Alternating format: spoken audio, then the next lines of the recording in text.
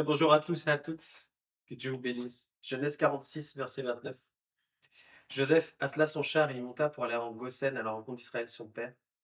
Dès qu'il le vit, il se jeta à son cou et pleura longtemps sur son cou. Amen. Toujours les types de larmes. Et aujourd'hui, on va voir les larmes de repentance et d'humilité. Il y a des périodes comme ça dans notre vie où c'est nécessaire d'avoir des larmes devant Dieu parce qu'on fait le point sur notre vie, parce qu'on est des enfants de Dieu qui marchons avec sérieux avec notre Dieu. On ne va pas faire n'importe quoi. Et même si on ne veut pas faire n'importe quoi, parfois, parce que nous sommes défaillants, eh bien parfois nous sommes en train de faire des choses qu'il ne faut pas faire. Nous tombons dans le péché, ça peut arriver.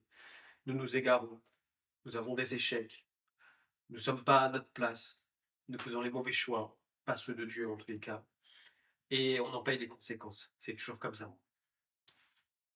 Et il est bon d'avoir ces temps où on se retrouve devant Dieu et de dire, bah voilà Seigneur, je me repens, je me lis devant toi, parce que, Seigneur, eh bien, ma vie elle est en train de prendre une direction qui n'est pas bonne. Je suis en train de pratiquer des choses, c'est pas bon. Et je veux que tout ça, Seigneur, eh bien, ça soit changé dans ma vie. Et parfois, on se retrouve dans les pleurs. Et ça exprime le fond de notre cœur. Eh bien, d'avoir ce temps de repentance et d'humilité devant Dieu, de dire change ma vie, Seigneur. C'est peut-être ta prière en ce moment. Et j'aimerais te rassurer, Dieu comprend tes larmes dans cette zone-là de ta vie. Et ces larmes plaisent à Dieu. Jacques 4, versets 9 à 10, sentez votre misère. Soyez dans le deuil et dans les larmes. Que votre rire se change en deuil et votre joie en tristesse. Humiliez-vous devant le Seigneur et il vous élèvera. Amen. On voit qu'il y a une promesse de Dieu à tous ceux qui passent par ces temps de larmes devant Dieu, de dire Seigneur, pardon. Parce que, eh bien, on voit qu'il dit, humiliez-vous, c'est-à-dire, eh bien, reconnaissez là où vous en êtes avec Dieu. Reconnaissez que vous avez besoin de Dieu. Reconnaissez que vous avez besoin de la grâce de Dieu. Et que, eh bien, dès qu'on s'écarte de la voie du Seigneur, eh bien, c'est pas du tout bon pour notre vie. Et c'est pas ce que Dieu attend de nous. Et il est bon de revenir vers le Seigneur parce que le Seigneur n'est pas celui qui nous rejette, n'est pas celui qui nous met à l'écart parce qu'on vient de tomber, qui dit maintenant, bien, tu es un mauvais garçon, une mauvaise fille, alors eh bien, tout s'arrête entre nous, tu seras juste sauvé, en attendant, je te mets dans une prison. Ça, c'est pas Dieu du tout. Ça, c'est l'adversaire qui met ça dans ta tête, mais c'est pas du tout le cœur de Dieu. Le cœur de Dieu, c'est un cœur qui appelle ses enfants qui s'éloignent de lui, qui attend ses enfants qui sont partis loin de lui. C'est un cœur patient, comme il va se présenter à Moïse, il va dire, moi je suis lent à la colère, je suis riche en bonté, je suis compatissant et je suis miséricordieux. Et c'est là ma nature, c'est l'amour. Et j'aimerais vraiment que tu te sentes rassuré, toi qui te tiens aujourd'hui au pied du Seigneur, à dire Seigneur, mais change ma vie.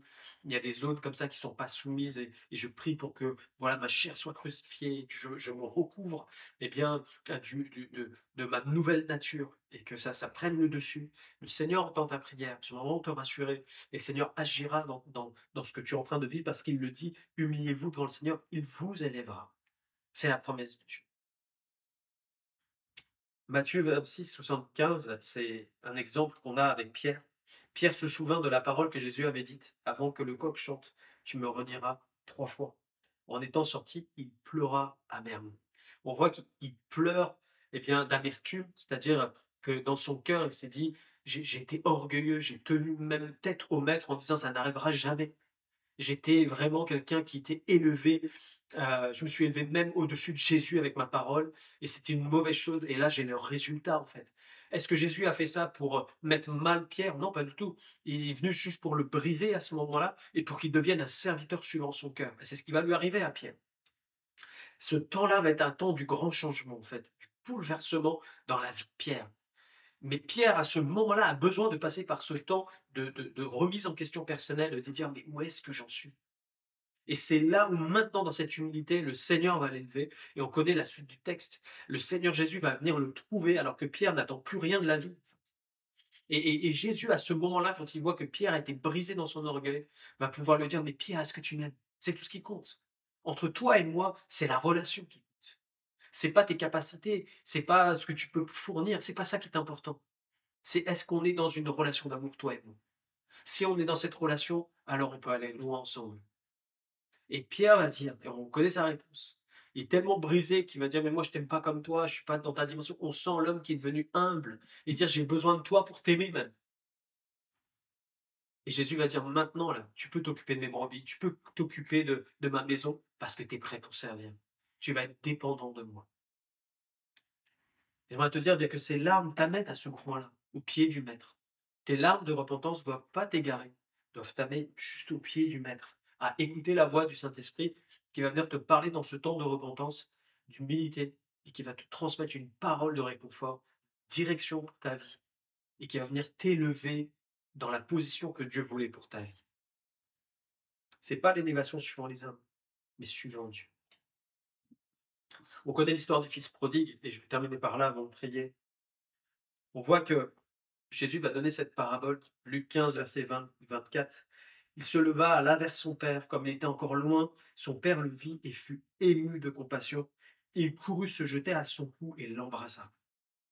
Le fils lui dit, mon père, j'ai péché contre le ciel et contre toi. Je ne suis plus digne d'être appelé ton fils.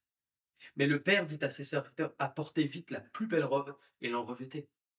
Mettez-lui un anneau au doigt et des souliers aux pieds. Amenez le veau gras et tuez-le. Mangeons, réjouissons-nous, car mon fils que voici était mort, il est revenu à la vie, il était perdu, il est retrouvé. Amen. Ça, c'est le cœur du Père. À celui ou celle bien, qui est en train de rentrer en lui-même et de dire, Seigneur, j'ai péché contre toi et contre le ciel, je te demande pardon. Eh bien, le Seigneur n'est pas là pour te rejeter ou t'écraser, mais il va faire comme ce Père a fait avec son Fils, c'est-à-dire, je suis heureux que tu reviennes dans ma présence. Et c'est tout ce qui compte. Je te pardonne, je te restaure, et on continue à avancer ensemble. Alors que le Seigneur puisse te renouveler, te relever aujourd'hui, essuyer les larmes de tes yeux, et puis que tu vives ce pardon profond dans ton cœur de dire, il n'y a plus de condamnation pour ceux qui sont en Jésus. Et je suis plus sous la culpabilité parce que ma vie maintenant a été pardonnée et je veux marcher main dans la main avec mon Père. Alors que le Saint-Esprit te conduise et te renouvelle dans le nom de Jésus. Seigneur, merci pour ta parole, merci pour tous celles qui écoutent, Seigneur, cette émission. Je te prie, Père, de les bénir, de les fortifier, que ceux qui peut-être se sont égarés, Seigneur, reviennent dans tes voies. Père, merci pour ta patience, merci pour ton pardon, merci pour ton amour, merci pour tes cordages d'amour que tu étends sur leur vie pour les ramener près de ton cœur. Merci, Seigneur, parce que tu es en train de les toucher aujourd'hui, et je prie pour que, Seigneur mon Dieu, ils puissent simplement s'humilier devant toi, te laisser faire, parce que toi, Seigneur, tu vas accomplir tes projets. Gloire à toi, Seigneur. Merci, notre Dieu. Amen. Que Dieu vous bénisse. On se retrouve la prochaine fois.